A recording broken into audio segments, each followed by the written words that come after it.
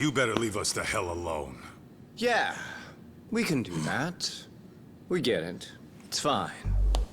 Right, Akutsu? Why are you here? Aren't you busy? Just checking in. You made quite a mess here.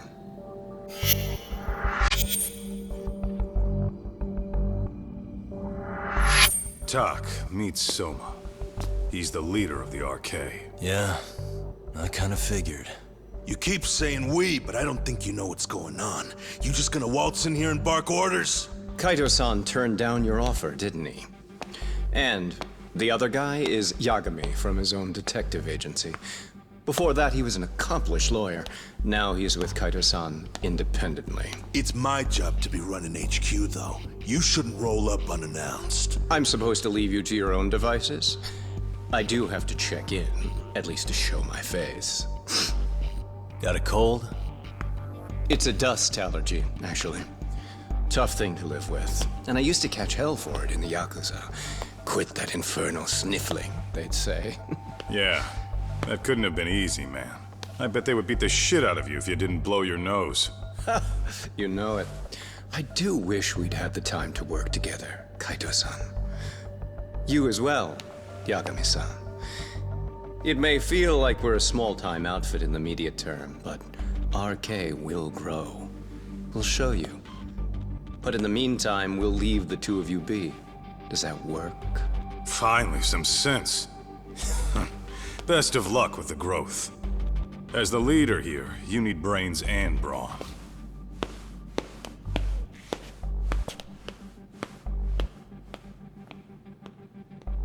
Something else?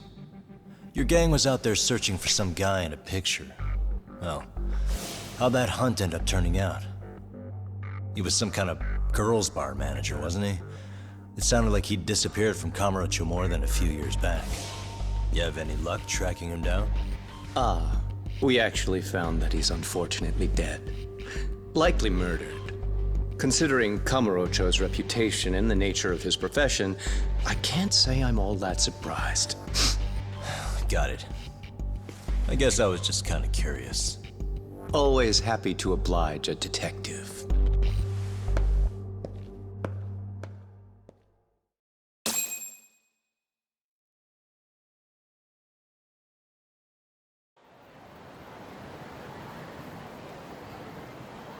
I guess we shouldn't have taken RK so lightly, even though they're new to the scene.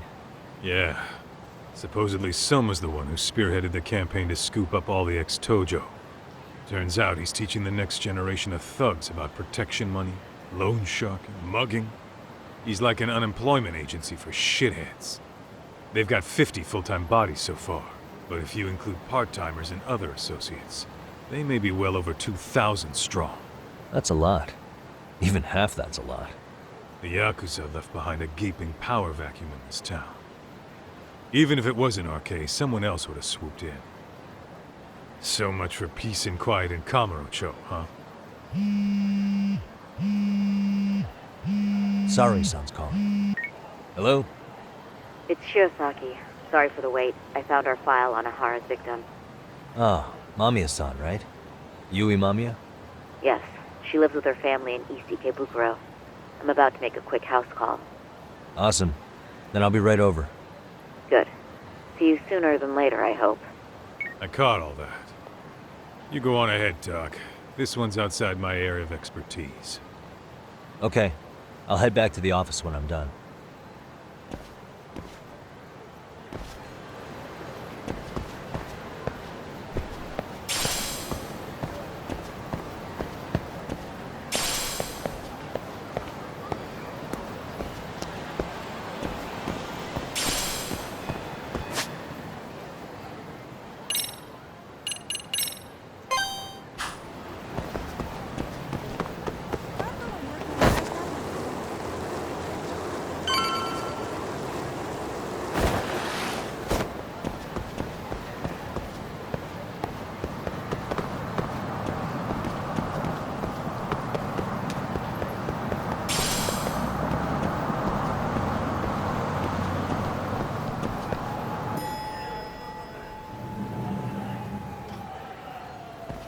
Oh, perfect timing, Yagami-san. And here I was about to go without you. Are you ready to visit Mamiya-san?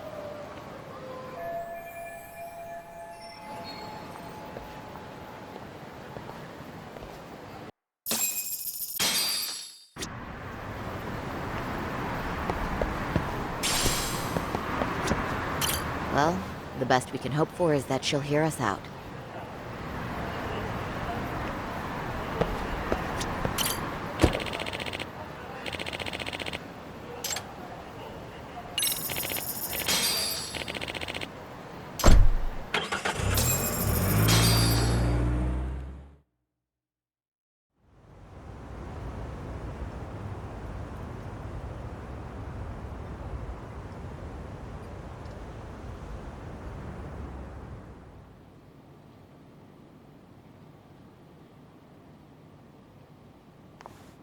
Remember, we're speaking to a victim here, Yagami-san. One whose assailant we defended in court. If we had tried to make an appointment, she probably would have declined outright. Not sure showing up unannounced is much better. But let's just hope she's willing to talk. Yes, there's no way around it. It's a risk we had to take. Well, here goes nothing. Yes? I'm Shirosaki from the Genda Law Office, the attorney for Mr. Akihiro Ehara. You may remember me from the hearings. Why are you here? Don't you know it's rude to show up at someone's door uninvited? I understand, but we have a pressing matter that directly concerns you. If we could do this another way, we would. I apologize for any inconvenience. I'm sorry, but the trial's over and done with. You know I can legally turn you away. You're right, but I'm only asking a moment of your time. Please, would you mind?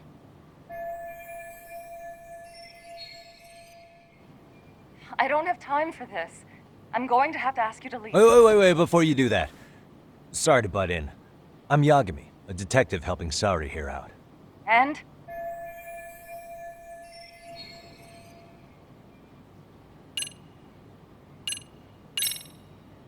Are you aware of the trending video that's leading people to believe Ehara committed murder?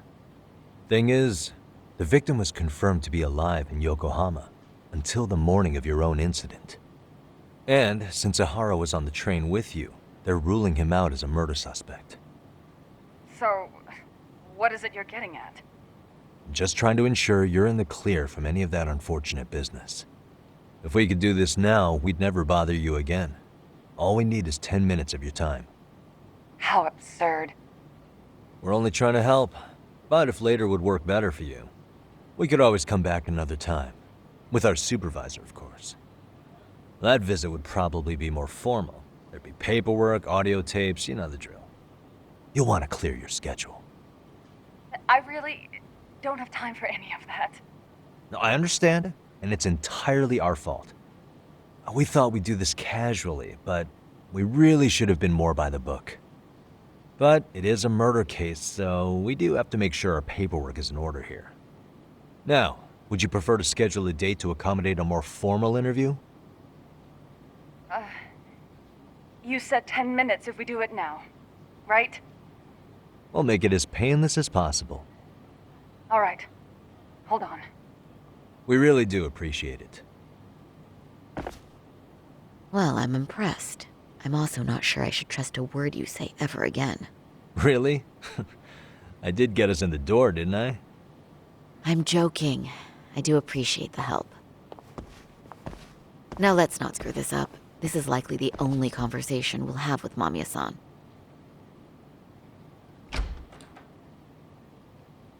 Hello.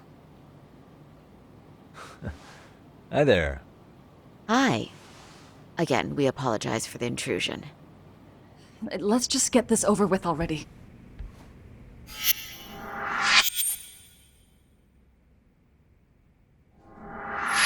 Okay, bye-bye.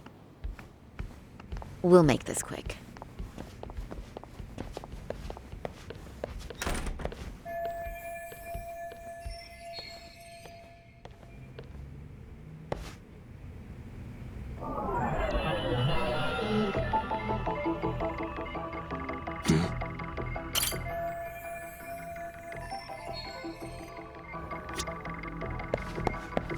Suspicious.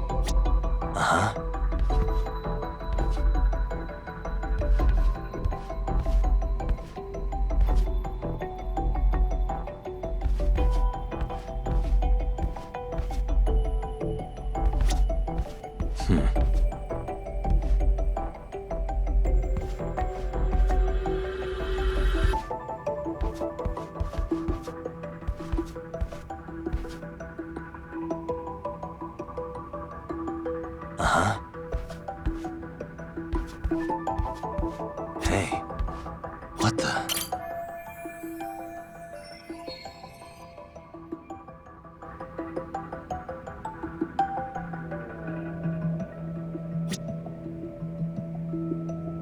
Suspicious.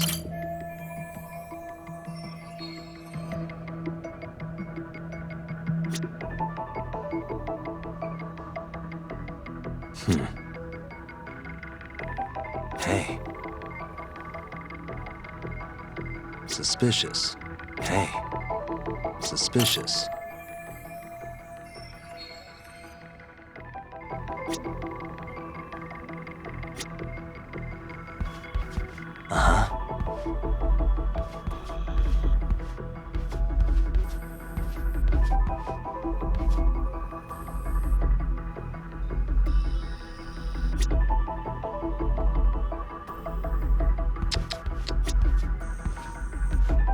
What the?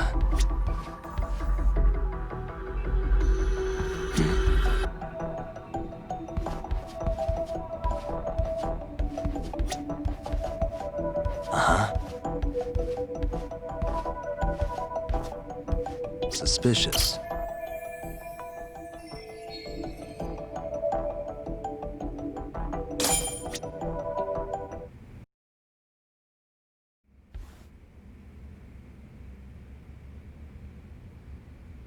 So, talk. I've already told the police and the court everything they could want to know about that morning. I'm sorry to put you through this again, but would you mind going over those details with us? What else is left to discuss? I understand how pressured you might feel. I've gone over this so many times. I wonder if pressing charges was even worth it. No, what you did was both brave and inspirational. Many victims are afraid to come forward for any number of reasons. Your voice might give them courage to find their own. Ironic. Hearing this from that predator's defense team. Well, perhaps. Would you mind walking us through that day from the beginning? It's nothing so mysterious. I was just on my way to work when some man grabbed my butt. That's all it was. Nothing else was out of the ordinary that day? Correct. Not to pry, but where is your husband today? Still at work? He usually doesn't get home until later. On that note, I have to feed my son, so let's get this wrapped up soon. We'll try our best to. Moving along. On that day, you and Ehara-san boarded the train bound for Ikebukuro, correct? Had you ever seen the man before then? No. At least not that I can recall. How many times must I go over this? Your lawyer friend here already knows everything I have to say. What do you gain by getting me to repeat things? That's the thing. Yagami-san here is a specialist. He can take whatever you repeat, analyze it, and draw up an entirely new conclusion. Right? Of course. That's exactly why I'm here.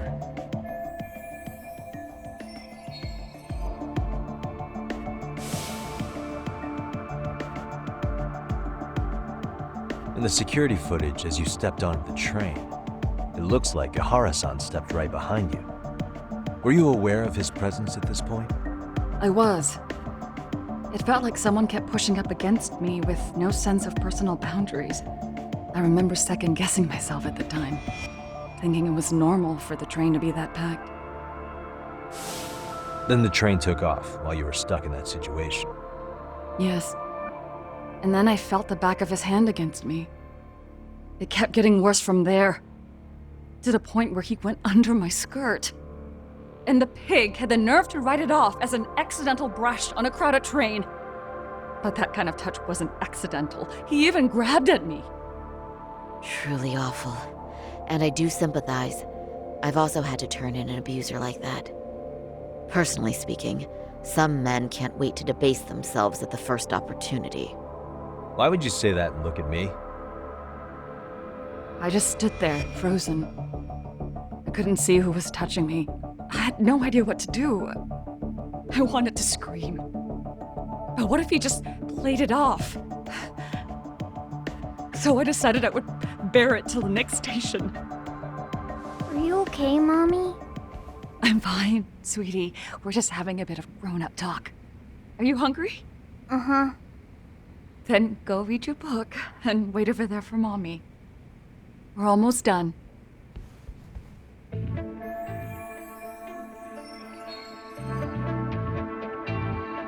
You said the abuse lasted the entire 6 minutes between Ikebukuro and Shinjuku Station. Did you see the groper's face at any time during that span? No. I was too terrified to look. And I thought, even if I did, he'd just pull away and escape. But just as the train was pulling into Shinjuku, I reached back and grabbed the hand on me. That's when I saw his face. Of course, he shook me off as the doors opened, but I'd already gotten a clear look at him. He must have known I could turn him in at that point. So he ran, and I chased after. Right. That was captured by the station's security cameras. Great job tailing him in such a crowded space. On that note, did you ever happen to lose sight of Ehara-san while running? This cat was pretty easy to spot, and no one else was bolting off the platform like that, so I never lost sight of him. At that point, I could feel my voice returning, so I just screamed, "That man grabbed me!" I'm glad there were good Samaritans nearby. For sure. And there were a lot of smartphones out, so I figured there was no way for him to get away with it. I was so relieved. I see. I think I've got the gist of it. But now we've got a piece of evidence that contradicts what you've told us. What do you mean?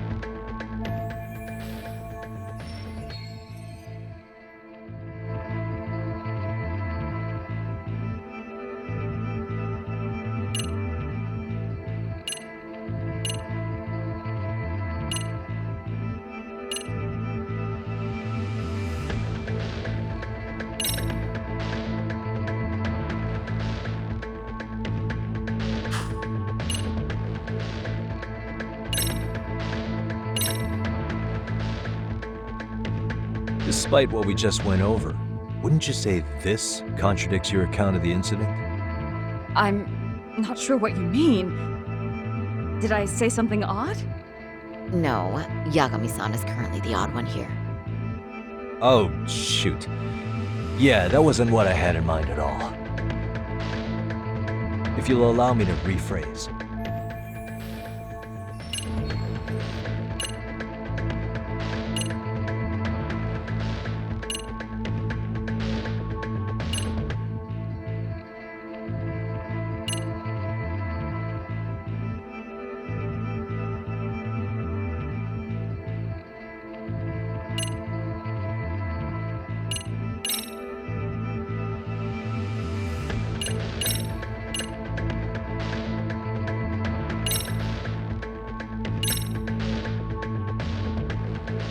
Despite what we just went over, wouldn't you say this contradicts your account of the incident?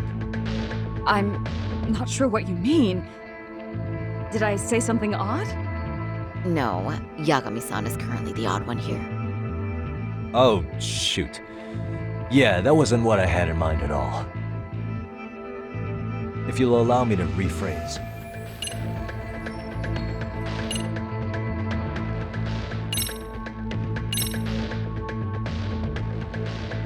Despite what we just went over, wouldn't you say this contradicts your account of the incident? I'm not sure what you mean. Did I say something odd? No, Yagami-san is currently the odd one here. Oh, shoot. Yeah, that wasn't what I had in mind at all. If you'll allow me to rephrase.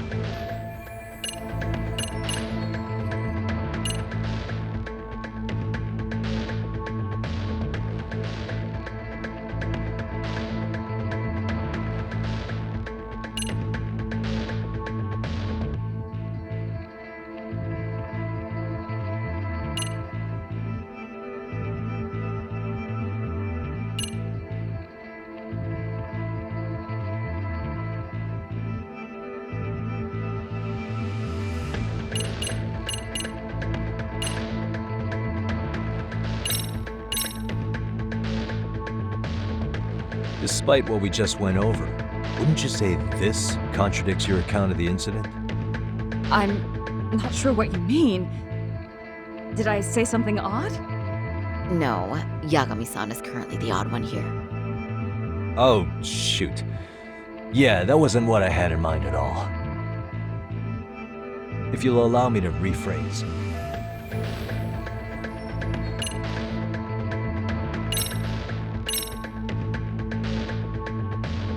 Despite what we just went over, wouldn't you say this contradicts your account of the incident?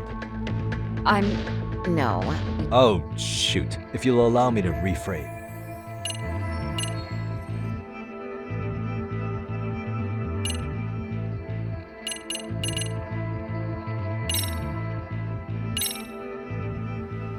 Well, on the same day, at 6:30 a.m. in Yokohama, a student teacher named Hiro Mikoshiba was sent off to work by his mother.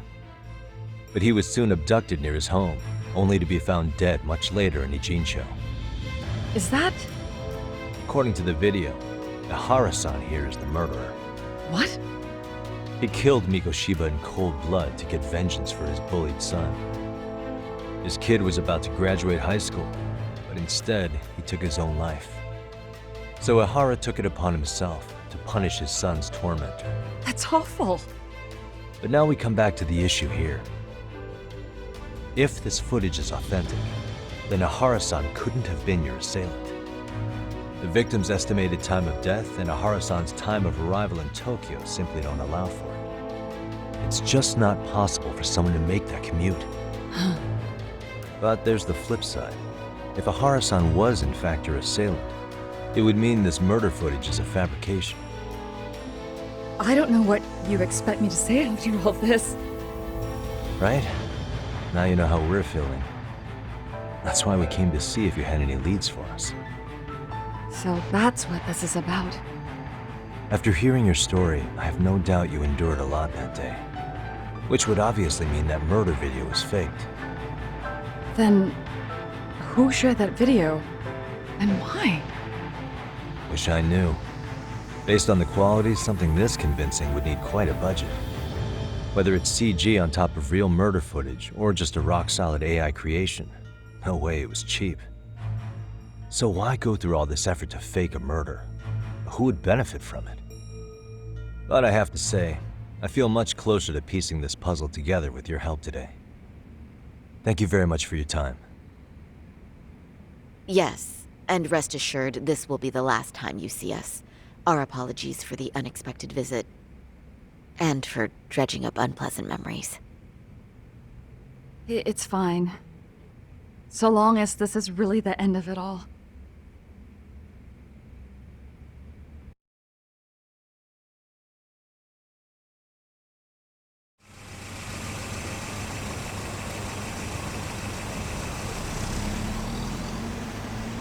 I'd like to report Mamiya-san's account to the rest of the team.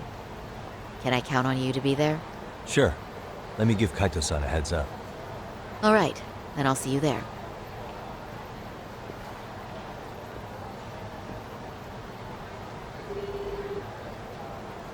Yo, it's me. Hey, I just got back to Kamurocho. Everything good? Any news? All good here, man. What's with you? You worried Arcade got to me or something? I mean, they did run their mouths about stabbing us in the back. But if you're good, I'm good.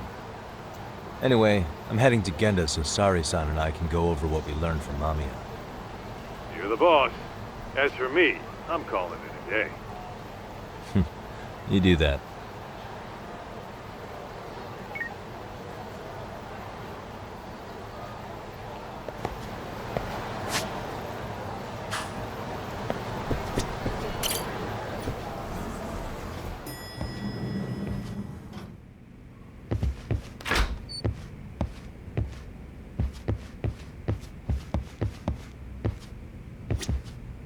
Are we ready, Yagami-san?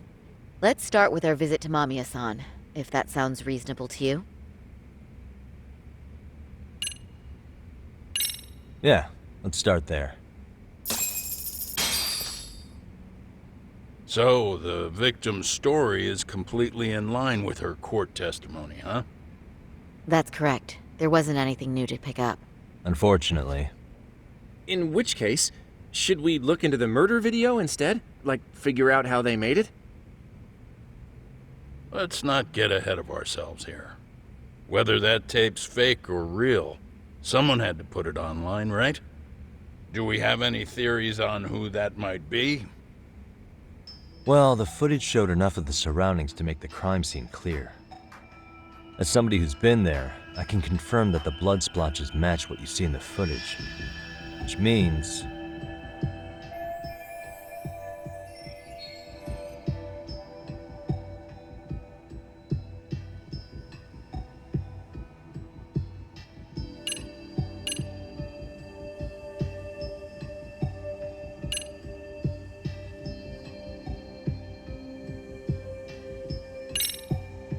those detectives for Kanagawa. They'd spoken with Saori-san about the case already, right? Maybe they uploaded the murder video, so they could get to Ehara and question him about Mikoshiba. But don't forget, up until the video went public, HQ refused to let Kanagawa PD anywhere near Ehara, so they were totally cut out of the loop. But now that everyone's seen Ehara commit murder, the time for department competition is over and done with. If that's the case, the detectives' plans went south. Remember the position the higher-ups are taking? Because of the prosecution's stance on the video, the police can't make a move. In other words, all the detectives would have done was make it harder to question Ehara. Not only that, don't you think it'd be way too risky for a police officer to leak that sort of video? Yeah, I doubt the detectives did it. But at least we've eliminated one potential misstep. We're that much closer to the right answer. I get that you're trying to reassure me, but it's actually just making it worse. Is it? Then the plan's going great.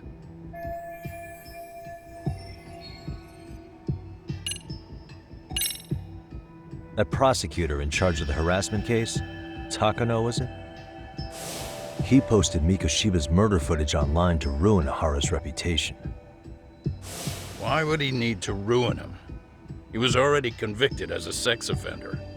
Do you really have that low of an opinion of prosecutors? I agree. That doesn't make much sense.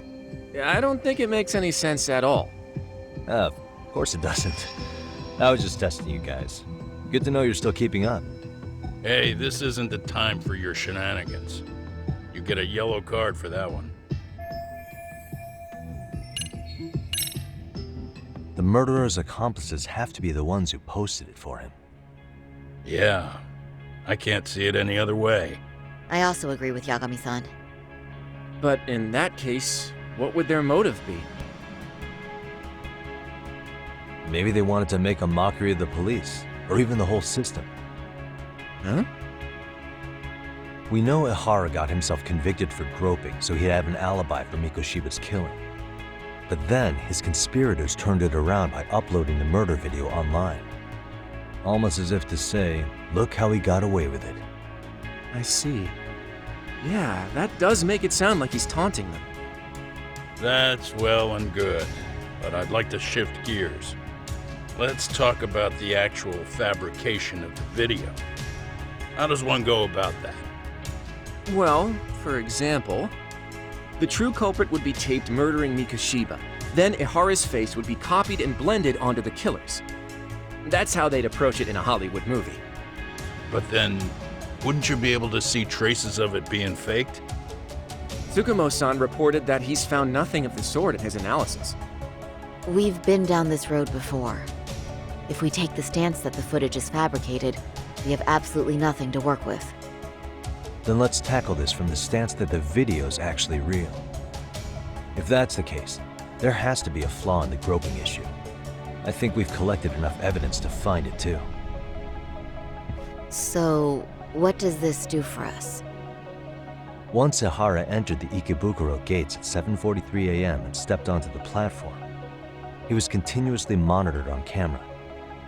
But if he really killed Mikoshiba at 7:30 like we saw, there's no way he could have reached Ikebukuro in time.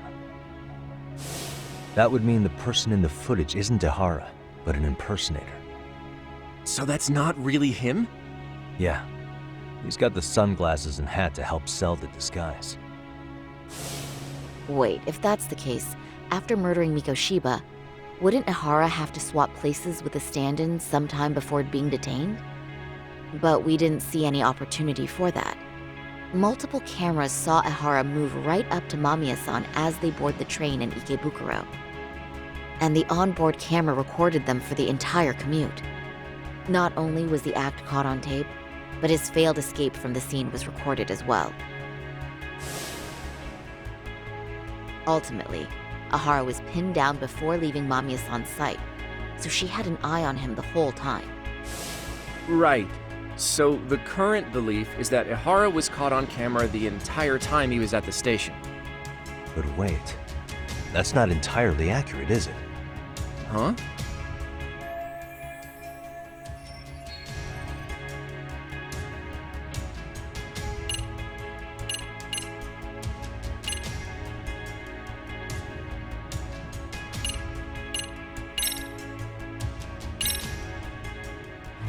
Remember how we mocked up a diagram of the Shinjuku station platform? Yeah. Oh, wait! That's it! You could be onto something. There's a point where Ehara wasn't on camera at all. What is this point you speak of? Let's all go over the diagram so that everything will be clear. Here's what I want you to see. Hey. What the? Suspicious.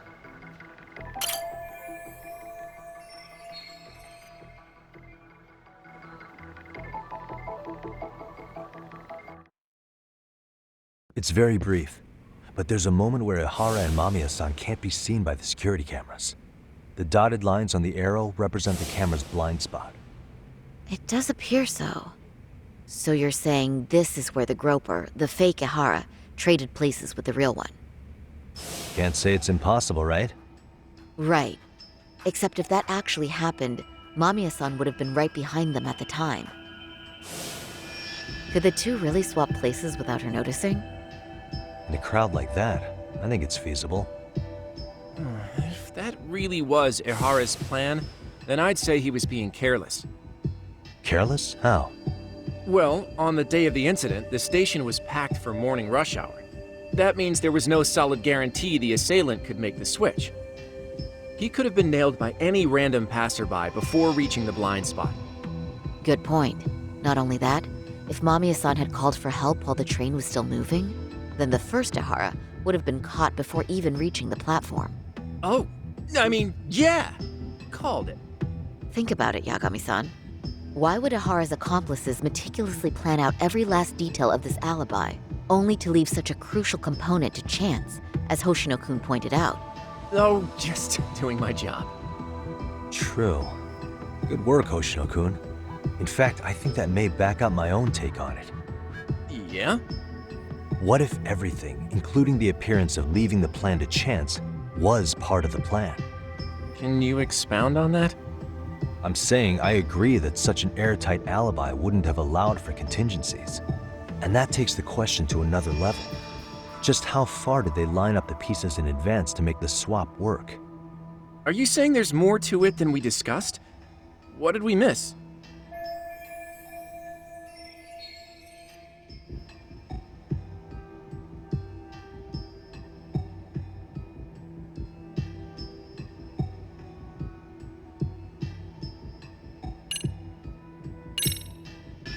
I know this won't go over well, but what if Mamiya was colluding with Ehara all along? Huh? Bear with me.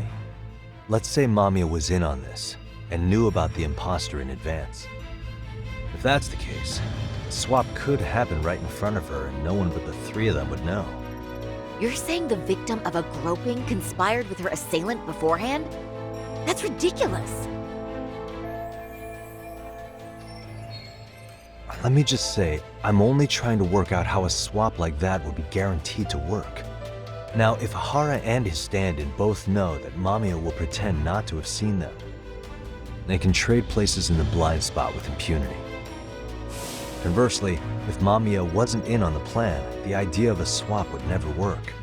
We can say with certainty that she would have seen the swap, so she could have even called attention to the real Ehara the moment he stepped in. That way, the people around her would be focused on chasing the correct assailant. The rest is as we know it. They caught Ehara and detained him until the police showed up. Hold that thought. If your theory is accurate, what about Ehara's trace evidence? Remember that fibers of the victim's underwear were detected on his hand. Well, that can also be explained by Mamiya being in on the plan. For example, while the stand-in was showing himself at the security cameras, Mamiya could have easily provided Ehara access to a pair of underwear at the same time. Maybe the stand-in loitered around for so long because he was letting everyone else get themselves in place. It's not impossible. We can work out the other details later, but the point is, Ehara's murder alibi is shot if Mamiya was involved. In summary, it's possible Ehara disgraced himself to secure an unshakable alibi for Mikoshiba's murder. I'll concede that it's an avenue worth pursuing. And when it comes to the prosecution, they can't just admit they got the first case so wrong. Plus, they can't question Ehara about Mikoshiba's murder. In fact, their only option is to claim the tape was faked. So he managed to make a farce out of the system after all. Well, his court case for his son's bullying did get more or less thrown out, didn't it? The school, the investigative committee, and the court all agreed there wasn't enough evidence to convict anyone. No surprise from me that the guy held a grudge against the system for so long.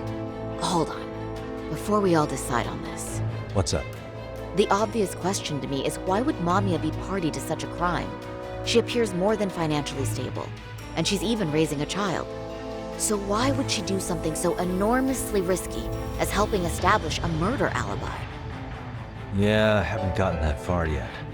But maybe she was promised something that far exceeds the risk. Or maybe Ehara has some kind of dirt on her even? Enough to make her help with a murder? What sort of secret would be big enough to force someone into that corner? What info do we have on Mamiya anyway? Maybe we can spot a connection to Ehara through her profile. I'll pull her information. Just a second. Oh, I just thought of something else those two would have guaranteed by working together. What's that? If Ehara wanted to use this crime as a murder alibi, he needed it to blow up into the public eye. But if he had chosen a victim who stayed silent, then nothing would have come of it. A solid plan would need to eliminate that variable, which means Mamiya being an accomplice was crucial to Ehara's success. That's true. Looks like Ehara pulled one over on the prosecution then. Had his accomplices right where he wanted them, even his victim. Once we learn how he's connected to Mamiya, we can root out the rest of his team. Let's see. According to her file, her maiden name is Yui Suzuki. 30 years old, so that's consistent. Originally from Ota, Tokyo. Attended a private high school called Kurakawa Academy. Later graduated from Toto University. Huh. Met her husband on the job, apparently. Her husband, Taichi Mamiya, is an industrial designer at Techno Zeta Inc. 6 years ago, she gave birth to their only son, Sotakun, who's now in first grade. Hold on. You said she went to Kurakawa Academy? I heard that name in Ijincho. If I recall correctly...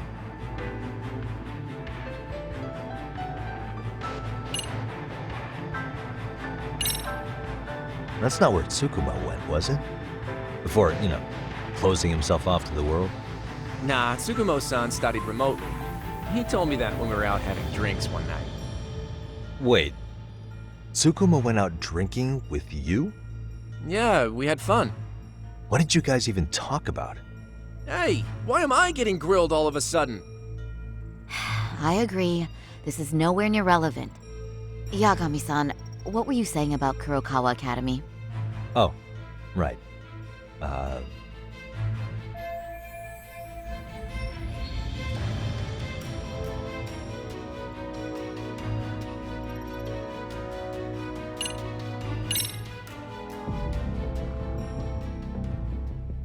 When I went to scope out the murder scene, there were these 3 guys watching the detectives and me. They told us they were just checking things out, but they mentioned they're Kurokawa grads too. You have any ID on you? Will my license work? Takake-san, age 30. Akihiro-san, age 30. Mamiya is 30 as well. What's that got to do with anything? Aren't we trying to find a connection between Mamiya and Ehara? I found the Kurakawa Academy website. Looks like they're pretty prestigious. It's in Tokyo, specifically in Ota. Pretty close to where Mamiya lived. Oh. What? The girls there get such cute uniforms. You little... You want to start all over from the bar exam? Wait, I've seen that uniform before too, actually. Where? On an old picture of a teacher at Seiryo High, Sawa-sensei. Ehara's son confided in her. Is she actually a Kurakawa grad too? I don't know Sawa-sensei's exact age, but she could well be 30. Maybe all of them are even classmates. Could this mean they're actually linked? The victim and her up-to-now unrelated assailant? It's a tenuous link at best. Could fall apart any time. But no true detective alive would pass it up.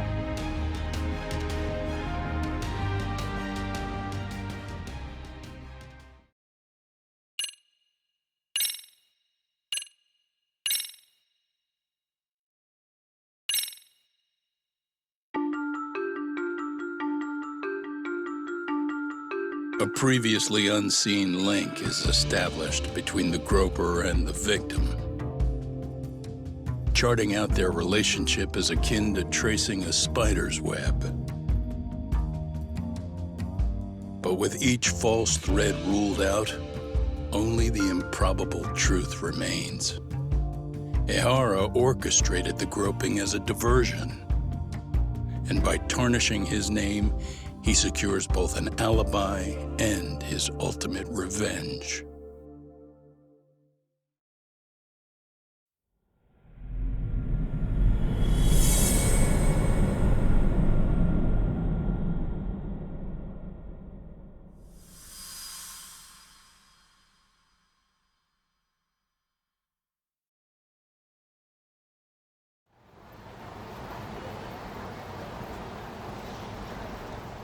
Hiro Mikoshiba's murder was sparked by the bullying of Toshiro Ehara, who committed suicide 4 years ago. The graphic video that hit the net showed the world how Toshiro's father, Akihiro Ehara, had brutally avenged his son. We also know the father had accomplices. On October 7th at 6:30 a.m., they forced Mikoshiba into a vehicle, took him to an abandoned building, and gravely injured him. Then, around 7:30 a.m., the time frame when Ehara killed Mikoshiba, the other conspirators were probably nearby, even though they weren't on camera. At the same time, 30 kilometers away at Ikebukuro Station, a man who looks like Ehara is caught on camera. We'll call that guy the stand-in. The stand-in made sure he was in front of the cameras for more than an hour before boarding the 9:06 a.m. train, the same one Yui Mamiya was on.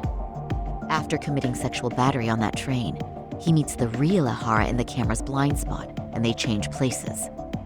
That's how he established a false alibi for Mikoshiba's murder. And to achieve this, the victim, Yui Mamiya, had to have been in on it from the start.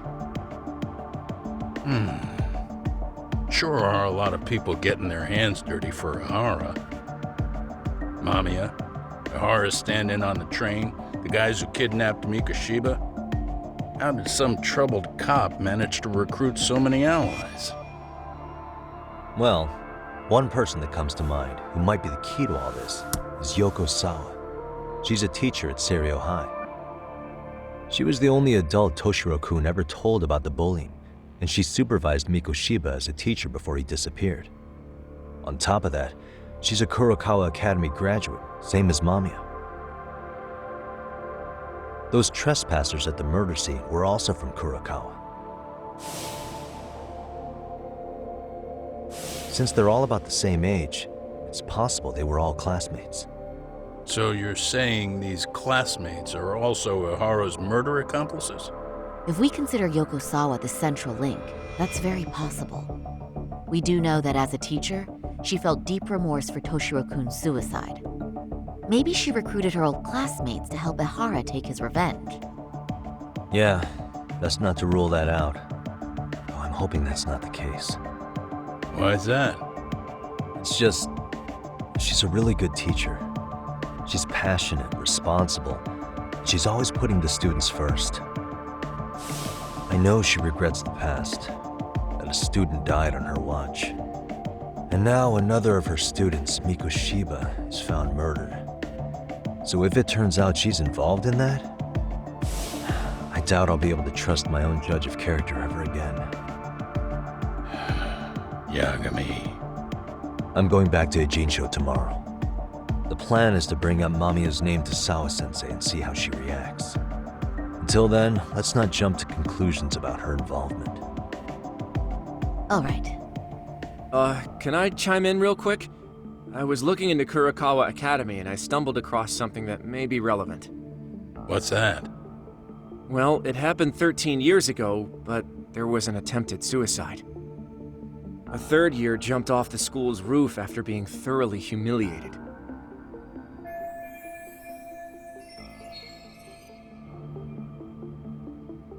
Actually, Sawa-sensei mentioned that.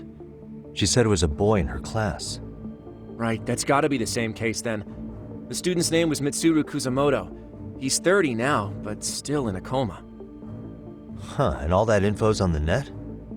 It wouldn't be normally, but his mother happens to be Vice Minister of the Ministry of Health. Ever heard the name Reiko Kusamoto? Not once. I have. It was on the news. They were talking about her and her son.